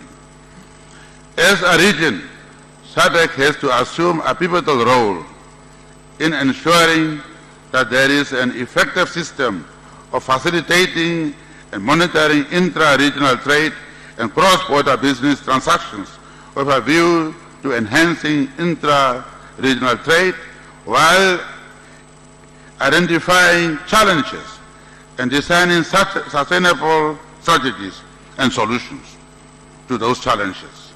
In addition, SADC member states are expected to implement reforms in the trade sector and strengthen institutions in order to reduce barriers to intra-regional trade and cross-border business transactions. Closely linked to industrialization is the development of infrastructure in support of regional integration. Infrastructure development is the catalyst for regional integration and therefore lies at the very heart of our efforts to promote high levels of inclusive growth and development in the region. It is imperative that we continue to accelerate the implementation of infrastructure projects in SADC, particularly through mobilizing adequate financing from domestic, private, and innovative sources of funding. To this end, Namibia recently inaugurated the new container terminal of the Walvis Bay port with a capacity to handle 750,000 20-foot containers. This is in line with our aspiration to deepen connectivity and enhance regional integration. The onus is on our respective governments to provide an enabling environment for infrastructure development by putting in place robust processes, systems, and institutions, as well as leveraging and harmonizing the existing structures at our disposal. Governments should also promote policies that encourage the promotion of local capacity through indigenous or local champions who through their entrepreneurial efforts can drive regional infrastructure projects that are both financially profitable to the private sector and socially beneficial to our economies and citizens. Your Excellencies, ladies and gentlemen, despite the achievements recorded, our region is still facing some challenges towards the implementation of revised regional indicative strategic plan and strategic indicative plan for the organ. It is therefore incumbent upon all SADC member states to fully take advantage of low-hanging fruits and leverage the capacity of the private sector, women and youth, in order to tap into their potential to support our developmental agenda. As we are revising the revised regional indicative strategic plan and strategic indicative plan for organ in 2020, we should prioritize in order to leverage our scarce resources. Therefore, as SADC formulates its vision and strategic plan, it needs to take hard decisions on which areas to prioritize. It is tempting to include in SADC's agenda issues that in fact are best handled at the national level. Some of the socio-economic issues clearly fall into that category, while others are better handled at the regional level. Programs and activities to be undertaken at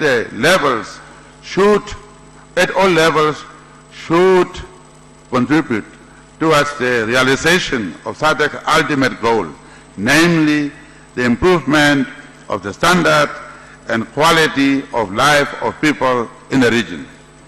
This has to be guided by the principle of subsidiarity, by allowing the Secretariat to focus on regional activities that will facilitate regional integration with visible results and positive impact to SADC economic growth and develop, and allowing member states to implement programs that are best implemented at national level. The revision of our strategic plan for integration and peace and security is an integral process, and active involvement of all stakeholders is paramount to the successful formulation of the vision and strategic plan, given the diversities of socio-economic orientation of and levels of economic development in individual member states and respective people. Your Excellencies, the year 2020 will mark the 25th commemoration of the declaration adopted at the 4th World Conference on Women in 1995. Together with the international community, we will be taking part in the activities for the year, and we must accentuate the significance of contributing of our region in the advancement of gender equality and women empowerment, particularly in decision-making and economic empowerment. This will ensure that our achievements are reflected in the national, regional, and global review processes. Your Excellencies, in line with the SADC history of commitment to liberation and to the principle of self-determination on which SADC was founded, which is also true to the aspirations of our forebears, a SADC Solidarity Conference of the people of Sahrawi Arab Democratic Republic was held on 26 March 2019 in Pretoria, South Africa. The conference was a watershed moment in asserting our resolve as a region that liberation, political freedom, and the right to self-determination are integral to who we are as a community. On behalf of SADC, allow me to extend our heartfelt appreciation to the people of the SADC region, through Your Excellencies, for their commitment to the legitimate struggle of our brothers and sisters in Western Sahara. May I also extend our deep gratitude to the government and people of the Republic of South Africa for hosting the conference, and all the countries and institutions for their invaluable contribution and participation. I believe that SADC, the African Union, and the United Nations will remain resolute in our joint efforts and will implement the conference's resolutions, which will lead to a positive, peaceful, and permanent solution in Western Sahara. In conclusion, I wish to acknowledge the great strides we have made as a region and the role played by the SADC Secretariat under the leadership of SADC Executive Secretary Dr. Terkomene Tax, who is from this country. In my country, I say, Omake, you must, Omake. Very tired. Their professionalism and commitment in ensuring that SADC continues to pursue its mandate is a pride of our region. I also wish to applaud the collaboration and support of our international cooperating partners who continue to make a significant contribution to a sustainable development in our region. I wish to thank Your Excellencies for the confidence you place in me and the people of Namibia during tenure as chairperson. Namibia is proud to have pulled its weight in our race towards economic prosperity and regional integration. It gives me great pleasure to pass the baton to the incoming chairperson, His Excellency and my dear brother, Dr. John Joseph Pombe Magufuli. I believe that given his wisdom and dedication to the acceleration of development and welfare of the citizens of our region and continent, he will advance our regional integration agenda to higher heights. And I also want to, from this platform now, as an outgoing chairperson, announce, so that he doesn't have trouble of announcing it, that Swahili is going to be now the official fourth language of SADC.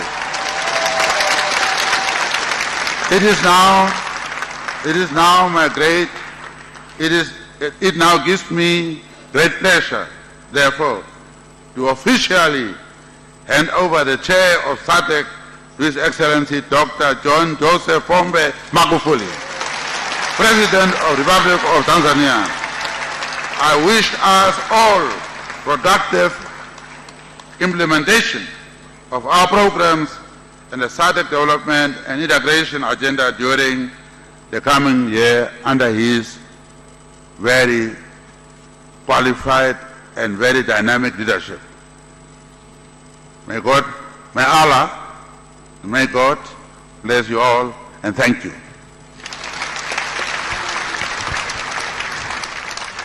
Basi msikilizaji na mtazamaji wa TBC, ni mwenyekiti anamaliza muda wake wa SADC Dr. Hage Geingob, rais wa Namibia, sasa akimaliza hotuba yake kwa kuweka mkazo katika masuala mbalimbali ikiwemo kutangaza rasmi Kiswahili kwa lugha rasmi ya 4 ya SADC, na punde atakabidhi beji ya kuashiria kwamba anamkabidhi mwenyekiti wa SADC Rais Dr. John Magufuli.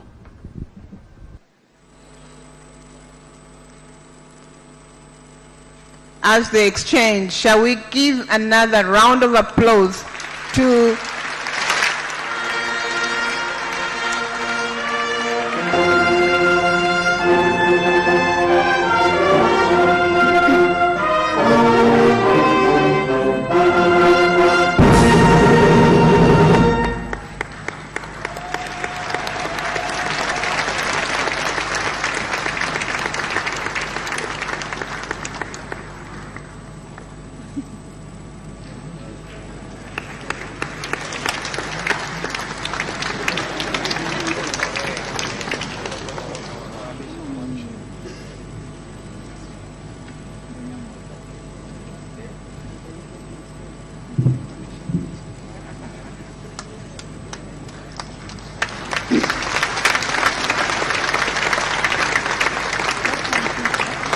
Thank you.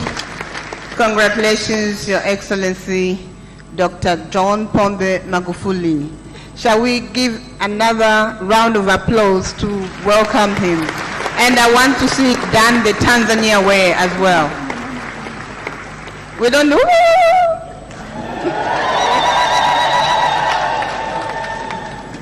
Thank you.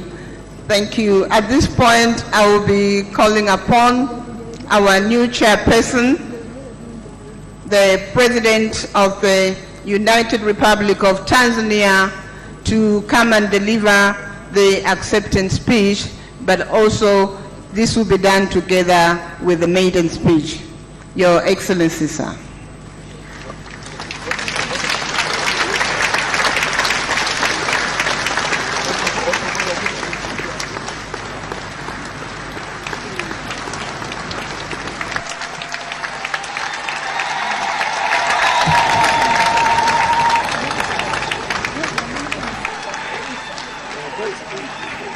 Thank you, thank you, thank you. Your Excellency, Dr. Hage Geingob, President of the Republic of Namibia and outgoing chairperson of the SADC.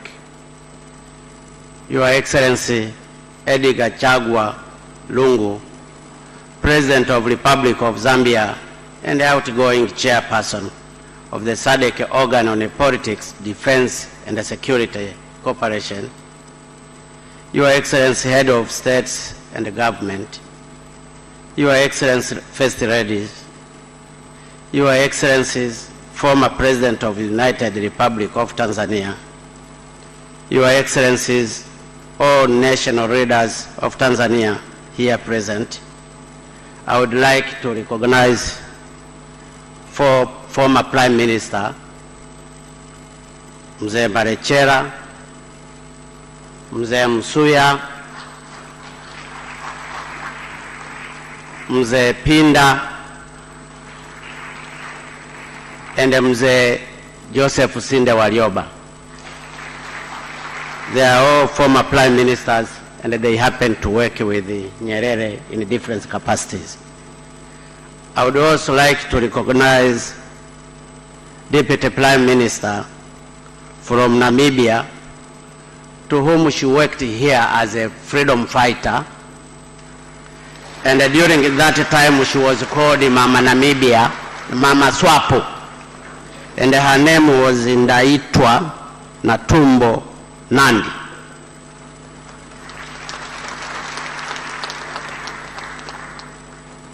Excellencies, party leaders here present, Your Excellency Chairman of the SADC Council of Ministers, honorable ministers here present, Your Excellency Dr. Stegumena Tax Executive Secretary of SADC, Your Excellencies, Head of other regional and international organizations, Excellencies, Higher Commissioners and Ambassadors here present, distinguished delegates and other invited guests, ladies and gentlemen. I feel greatly honored and yet privileged to be given this rare opportunity to address this assembly for the second time this morning. Unlike the first time, this time around, I stand before Your Excellencies when you have given me a huge responsibility to chair this organization for the next 1 year. Allow me, therefore, on behalf of the government and people of the United Republic of Tanzania, as well as that of my own, to thank Your Excellencies, Head of States and the government of the SADC, for the trust you have bestowed on me. Indeed, being a chair of this body is a great honor, not only to me personally, but also to the government and the people of Tanzania. I thank you very much. I know this is not an easy job. It comes with the higher expectation, but I humbly accept this responsibility. I'm confident that with Your Excellency's support and the cooperation, I will be able to live to your expectation and to the expectations of the people of this sub-region. And to be honest, I have no reason not to believe that you will offer me all the needed support during my tenure. You have been doing so since my inaugurations as President of the United Republic of Tanzania in November 2015. In this connection, this being the first SADC summit to attend, I would like to take the advantage of this occasion to thank Your Excellencies, Head of States and the government of the SADC for the support and the cooperation you have been extended to me since I took over the leadership of my dear country, Tanzania. I greatly appreciate your support and the cooperation, and it is my desire to strengthen further this cooperation and partnership for the benefit of our community and all our member states. Your Excellencies, may I also seize this opportunity to assure Your Excellencies, and whoever had any cause of doubt, that Tanzania is fully committed to SADC, its vision, goal, principles, and ideas. Indeed, we always consider SADC as an integral part of our future. This is why we have continued to be an active member of SADC and effectively participates in the implementation of its various initiatives and programs. In short, I wish to ensure Your Excellencies that during my tenure as the President of this country, the Tanzania that you very well know will remain the same. I promise to follow the footsteps of all my predecessors, the late father of the nation, Mwalimu Julius Nyerere, and their Excellencies Ali Hassan Mwinyi, Benjamin William Mkapa, and Jakaya Mrisho Kikwete, to whom you see them here. I know it is not an easy task, but I will try to the best of my ability, and it's my hope God will help me. Your Excellencies, ladies and gentlemen, before I proceed with my address, I would like to acknowledge the exemplary leadership of the community by the outgoing chair of SADC, His Excellency President Dr. Hage Geingob, during the past 1 year. Indeed, as his deputy, I must admit that I benefited from his huge experience, which I believe will help me for the new role I have just assumed. I particularly wish to commend the outgoing chair for his dedication and commitment on the issues of infrastructure, development, and youth empowerment, as well for ensuring that SADC actively participated and played its role in the effort towards reducing the effect of Cyclone Idai and Kenneth that had affected some SADC member states. In these connections, allow me once again to extend my condolence and sympathy to all member states that were affected by these unfortunate and tragic events. I wish also to pay a glowing tribute to my brother, His Excellency Eddie Gachagua Lungu of Zambia, and the outgoing chairperson of the SADC organs of politics, defense, and security cooperation for his tireless effort to promote peace, stability, and democracy in our region. During his tenure, 6 member states held their elections peacefully: Comoro, DRC, Eswatini, Madagascar, Malawi, and South Africa. In this regard, I am sure you will all join me in congratulating their Excellencies Andre Rajoelina of the Republic of Madagascar, Azaria Salman of the Union of Comoro, Cyril Ramaphosa of the Republic of South Africa, and Peter Mutharika of Republic of Malawi for the victories in their respective countries. But in a very special way, I salute my dear brother, His Excellency Felix Tshisekedi, for emerging victorious in democratic elections, which enabled a peaceful transfer of power for the first time in DRC since its independence in 1960. This is indeed another testimony that democracy had continued to grow and take root in our sub-region. At this juncture, I cannot fail to express my appreciation to our Secretary under the able leadership of Madam Executive Secretary Dr. Stegumena Tax. During the preparations of this summit, I was able to experience the steering job this Secretariat has been doing to our region. But this is yet another clear testimony that when women are given the opportunity, they can perform a remarkable work.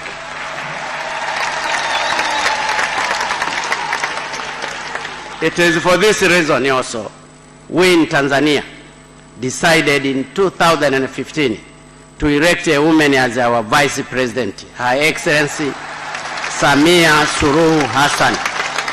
And I'm glad that she has never failed us. Your Excellency, Madam Vice President, may you please rise up so that delegate can recognize her. You can see her. I'm sure you can see her.